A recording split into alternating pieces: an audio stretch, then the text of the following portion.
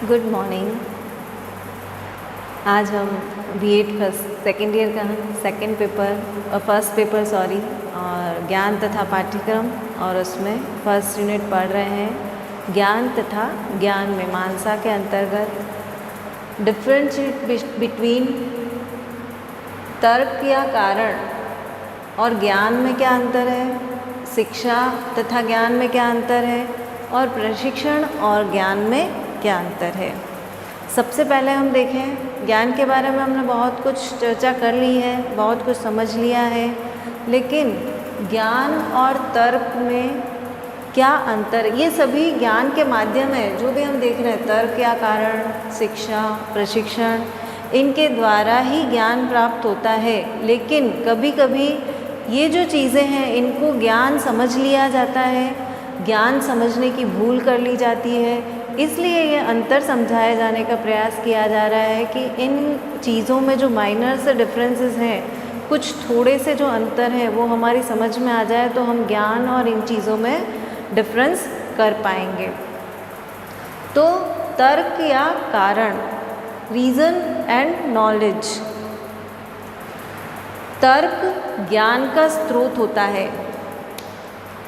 हमने पहले पढ़ा, तर्क के द्वारा ज्ञान प्राप्त किया जा सकता है। ज्ञान, जो चीज़ जैसी है वैसी ही समझना, यथार्थ ज्ञान प्राप्त करना ज्ञान है। और उसे किस माध्यम से प्राप्त किया जा सकता है? तर्क के माध्यम से, कारण जानकर उस चीज़ का, ये ऐसा हो रहा है तो क्यों हो रहा है। पंखा चल रहा है, घूम रहा है, तो क्यों घूम रहा है? घूमने के कारण हवा उत्पन्न होगी, उससे हमें थोड़ा सा टेम्परेचर जो है वो डाउन हो जाएगा। तो ये तर्क के कारण जो ज्ञान प्राप्त हुआ, उसके कारण से फ़ैन बनाया गया और वो हमें हवा देता है। तो ज्ञान का स्रोत है तर्क। और सत्य तर्क के ज्ञान, सत्य तर्क, जो तर्क सत्य होता है, अगर सत्य स्थापित हो जाए तो वह किसका रूप ले लेता है? ज्ञान का रूप ले लेता है। तर्क ज्ञान का माध्यम है और सत्य तर्क ज्ञान का आधार होता है। तर्क अगर सत्य साबित कर लिया जाए तो वो क्या बन जाता है? ज्ञान बन जाता है, ज्ञान का रूप ले लेता है। फिर सेकंड हम देखें, तर्क को प्रमाणित करना आवश्यक होता है। ज्ञान के लिए तर्क को प्रमाणित करना आवश्यक होता है और ज्ञान अपने आप में ही प्रमाणित होता है। अगर प्रमाणित वस्तु नहीं है, प्रमाणिक विषय नहीं है, तो वह ज्ञान नहीं कहला सकता है। फिर तर्क घटना से संबंधित होता है। किसी भी घटना, कोई घटना घटी, जैसे कह लेते खगोलीय घटना है या भूकंप हो गया या बाढ़ आई, तो ये जो घटना है इसके आधार पर तर्क उत्पन्न होता है कि तर्क हम जानने का प्रयास करते हैं कि ऐसा क्यों हुआ। भूकंप आया तो क्यों आया, उसके बारे में हमने खोज की, प्रयोग किए, ऐसा होता होगा, ऐसा होता होगा। उसके बाद एक निर्धारित ज्ञान हमें प्राप्त हुआ कि पृथ्वी के अंदर जो प्लेट्स हैं वो उनमें खिसकना, उनमें जो प्रक्रिया होती रहती है, चलती रहती है अंदर की गर्मी के कारण, उसके कारण भूकंप आते हैं। तो तर्क घटना से संबंधित होता है और ज्ञान घटना से संबंधित नहीं होता है। घटना के बाद तर्क उत्पन्न हुआ और तर्क उत्पन्न होने के बाद जब हमने ज्ञान, निर्धारित ज्ञान, प्रामाणिक ज्ञान प्राप्त कर लिया तो वह ज्ञान बन जाता है। फिर तर्क या कारण काल्पनिक भी हो सकते हैं। हम अपने दिमाग में सोचते रहते हैं, जो थॉट्स आते रहते हैं, ऐसा होगा, ऐसा नहीं होगा, ऐसा होगा, ऐसा नहीं होगा, तो तर्क काल्पनिक होते हैं और ज्ञान पूर्णतः सत्य होता है। फिर तर्क व्यक्तिगत होते हैं। हम व्यक्तिगत रूप से भी सोच सकते हैं, ऐसा होगा, ऐसा नहीं होगा। और ज्ञान क्या होता है? सार्वभौमिक होता है। यह हमारी व्यक्तिगत सोच होती है और ज्ञान सभी जगह एक जैसा होता है। तर्क का क्षेत्र सीमित होता है और ज्ञान का क्षेत्र व्यापक होता है। सभी जगह अगर सार्वभौमिक है तो इसका क्षेत्र क्या होगा? व्यापक होगा। फिर तर्क प्रारंभिक क्रिया है और ज्ञान अंतिम क्रिया के रूप में देखा जाता है। प्रारंभिक क्रिया, तर्क उत्पन्न हुआ हमारे दिमाग में, किसी चीज़ का, किसी विषय का कारण हमारे दिमाग में उत्पन्न हुआ कि क्यों होता है, कैसे होता है, कब होता है, तो यह क्या हो गई, ज्ञान की प्रारंभिक अवस्था। और उसके बाद उसके लिए प्रमाण दिए गए, उसकी सत्यता निर्धारित की गई और एटलीस्ट वह लास्ट में ज्ञान तक पहुंचा, तो ज्ञान अंतिम क्रिया के रूप में सामने आता है। ये तो हो गया तर्क एवं कारण और ज्ञान में अंतर। इसके बाद शिक्षा और ज्ञान में अंतर, education and knowledge, differentiate between education and knowledge. शिक्षा औपचारिक प्रक्रिया है। औपचारिक मीन्स बंधी हुई चीज़, किसी भी बंधन में, नियमों में बंधी हुई, प्रक्रिया में निर्धारित की हुई चीज़ क्या कहलाती है, औपचारिक। और ज्ञान अनौपचारिक होता है। शिक्षा के बारे में हमने पहले पढ़ा, तो शिक्षा क्या औपचारिक होती है, क्योंकि किसी शिक्षण संस्थान के अंतर्गत दी जाती है, कक्षा में बैठ के पढ़ाया जाता है, पाठ्यक्रम के अंतर्गत पढ़ाया जाता है, मतलब हमें इतना ही प्राप्त करना है उसके बारे में, तो औपचारिक प्रक्रिया होती है। और ज्ञान अनौपचारिक प्रक्रिया होती है, क्योंकि कहीं भी, कभी भी, कैसे भी, किसी के द्वारा भी हम ज्ञान प्राप्त कर सकते हैं। फिर सेकंड, शिक्षक आवश्यक होता है शिक्षा के लिए। शिक्षा अगर हमें प्राप्त करनी है किसी भी तरह की, तो कोई ना कोई शिक्षक आवश्यक होता है। शिक्षक के बिना शिक्षा प्राप्त नहीं की जा सकती। और ज्ञान के लिए शिक्षक आवश्यक नहीं है। किसी भी वस्तु, किसी भी घटना, किसी को भी देखकर, सुनकर हम ज्ञान प्राप्त कर सकते हैं। फिर है शिक्षण संस्थान के अंतर्गत शिक्षा प्राप्त करते हैं, वही औपचारिक शिक्षा है, तो हम किसी शिक्षण संस्थान के अंतर्गत ही प्राप्त कर सकते हैं, वही शिक्षा है। ज्ञान के लिए निश्चित स्थान आवश्यक नहीं होता है। शिक्षण संस्थान में शिक्षा प्राप्त की, लेकिन ज्ञान हम कहीं भी बैठकर, घर पर, मंदिर में, किसी और जगह, सड़क पर या कहीं भी चलते फिरते भी हम लोग ज्ञान प्राप्त कर सकते हैं। शिक्षा परिवर्तनशील होती है। हमेशा शिक्षण के नियम, शिक्षा के नियम, शिक्षण के सिद्धांत पर्यावरण के अनुसार, समय के अनुसार, स्थान के अनुसार परिवर्तित होते रहते हैं। स्थिति के अनुसार परिवर्तन उनमें शिक्षा में होता रहता है। और ज्ञान अपरिवर्तनशील होता है। ज्ञान कभी परिवर्तित नहीं होता, उसका रूप परिवर्तित नहीं होता है। फिर ज्ञान निश्चित प्रक्रिया के अंतर्गत, शिक्षा निश्चित प्रक्रिया के अंतर्गत प्राप्त की जाती है। वही हम शिक्षण संस्थान में एडमिशन लेंगे, फिर उसके बाद कक्ष में जाएंगे, शिक्षक आएगा, हमारा पाठ्यक्रम हमें बताया जाएगा कि हमें इस साल में या इस सेशन में इतना इतना इसके बारे में पढ़ना है, शिक्षा प्राप्त करनी है। तो एक निश्चित प्रक्रिया होती है। पहले यूनिट टेस्ट होंगे, उसके बाद इंटरनल एग्ज़ाम होंगे आपके, फिर जो फाइनल एग्ज़ाम है वो होंगे, प्रैक्टिकल्स होंगे, उनके इतने नंबर होंगे। तो ये एक निश्चित प्रक्रिया के अंतर्गत हम शिक्षा प्राप्त करते हैं। और ज्ञान प्रक्रिया रहित होता है। किसी भी माध्यम से, किसी भी तरह से ज्ञान प्राप्त किया जा सकता है। फिर शिक्षा रोजगार का माध्यम है।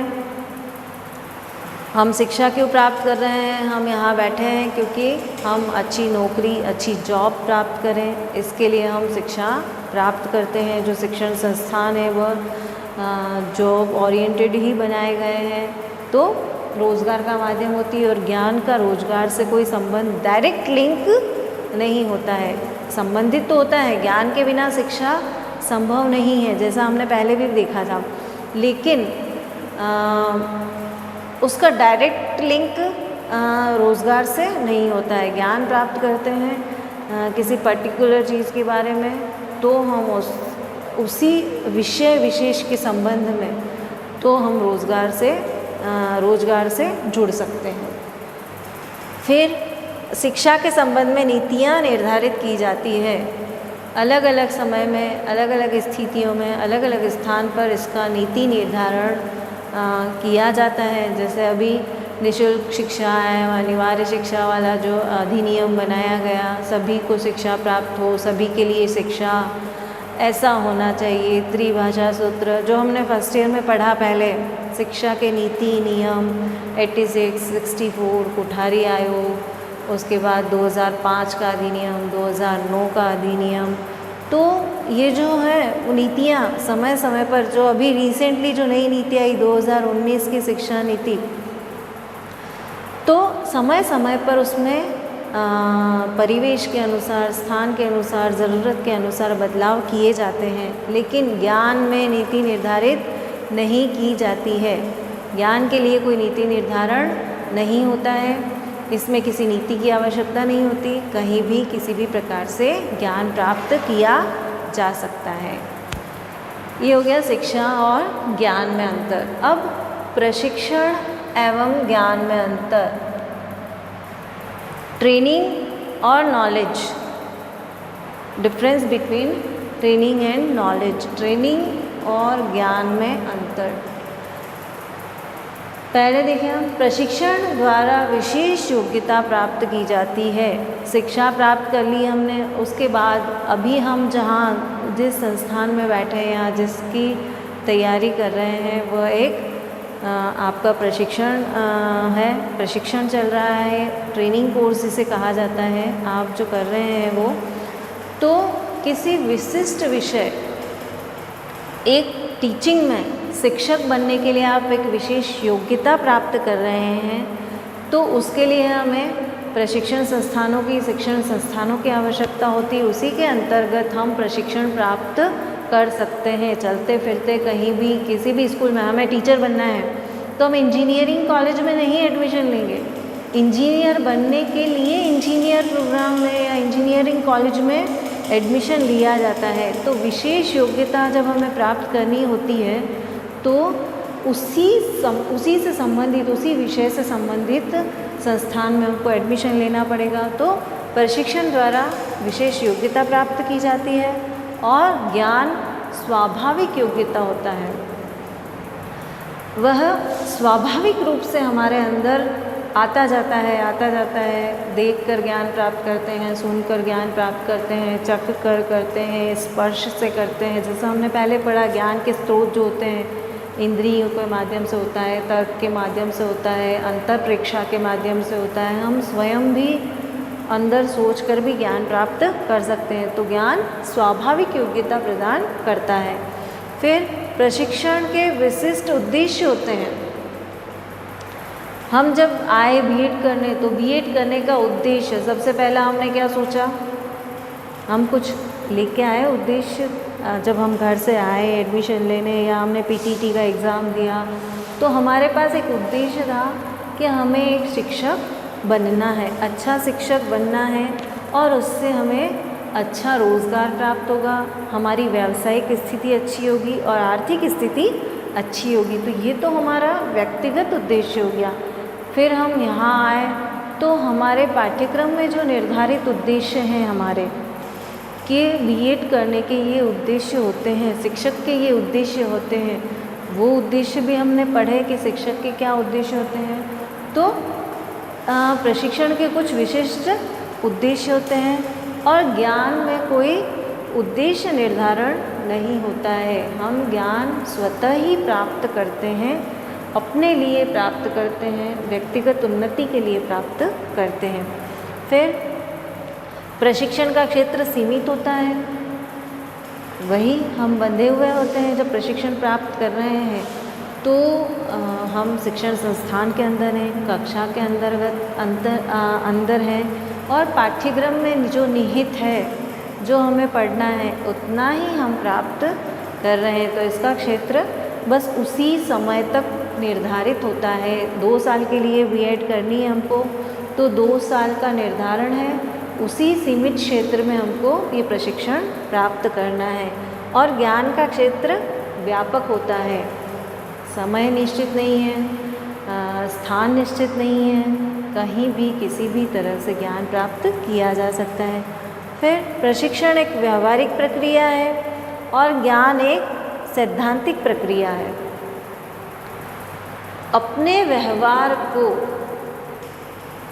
की गुणवत्ता में वृद्धि के लिए हम किसी प्रशिक्षण संस्थान में एडमिशन लेते हैं, कोई प्रशिक्षण प्राप्त करते हैं, तो हमारी जो व्यवहारिक योग्यता है, हमारा जो व्यवहार है, उसे उस दिशा में ले जाने का प्रयास करते हैं जिन उद्देश्यों के द्वारा हम इस प्रशिक्षण के क्षेत्र में आए। तो यह एक व्यावहारिक प्रक्रिया है। प्रैक्टिकल के माध्यम से, पढ़ाई के माध्यम से, टीचिंग लर्निंग के माध्यम से हम प्रशिक्षण प्राप्त करते हैं और ज्ञान सिद्धांत पर आधारित होता है। इन सभी प्रोसेस से, व्यवहारिक प्रक्रिया से, मानसिक प्रक्रिया से ऊपर उठकर इन सभी प्रक्रियाओं से गुजरकर एक सिद्धांत का निर्माण किया जाता है और वही सिद्धांत एक निश्चित अवस्था में जब पहुंचता है तो वह ज्ञान का रूप ले लेता है। तो ज्ञान सैद्धांतिक प्रक्रिया है। फिर प्रशिक्षण औपचारिक प्रक्रिया होती है और ज्ञान अनौपचारिक। जैसा शिक्षा के संबंध में भी देखा, तो प्रशिक्षण जब हम प्राप्त कर रहे हैं तो वही बाउंडेशन में, समय सीमित है, पाठ्यक्रम सीमित है, जगह सीमित है हमारे पास, तो उसी में रहकर जो ज्ञान हमने, जो शिक्षा, जो प्रशिक्षण प्राप्त किया हमने, तो वह औपचारिक प्रक्रिया हो गई। और ज्ञान कभी भी, कहीं भी, कोई समय निश्चित नहीं, कोई भी निश्चितता नहीं, तो यह अनौपचारिक प्रक्रिया होती है। फिर प्रशिक्षण संस्थागत अध्ययन के अंतर्गत किया जाता है। हमने यहाँ एडमिशन लिया, सावित्रीबाई फुले पर्यावरण एवं शिक्षण संस्थान के अंतर्गत संचालित बीएड कॉलेज में हमने एडमिशन लिया और यह पाठ्यक्रम बीएड का जो प्रशिक्षण है हम पूरा कर रहे हैं। तो हमें संस्था की आवश्यकता थी, जो संस्था यह प्रशिक्षण दे पाए हमें, तो हमने उसके अंतर्गत एडमिशन लिया। तो प्रशिक्षण क्या है? संस्थागत अध्ययन होता है और ज्ञान संस्थागत निर्धारण नहीं होता है। ज्ञान किसी संस्था के अंतर्गत प्राप्त नहीं किया जा सकता है। कभी भी, कहीं भी, किसी भी तरह, किसी से भी ज्ञान हम प्राप्त कर सकते हैं। उसके लिए आपको इस संस्थान में आने की आवश्यकता नहीं है। तो आज हमने अंतर सारे हमारे पूरे हो गए हैं। Differentiate between knowledge and reason, education and knowledge और ट्रेनिंग एंड नॉलेज आज हमने पढ़ा और मुझे लगता है सभी को बहुत अच्छी तरह से समझ में आ गया होगा ज्ञान। Thank you.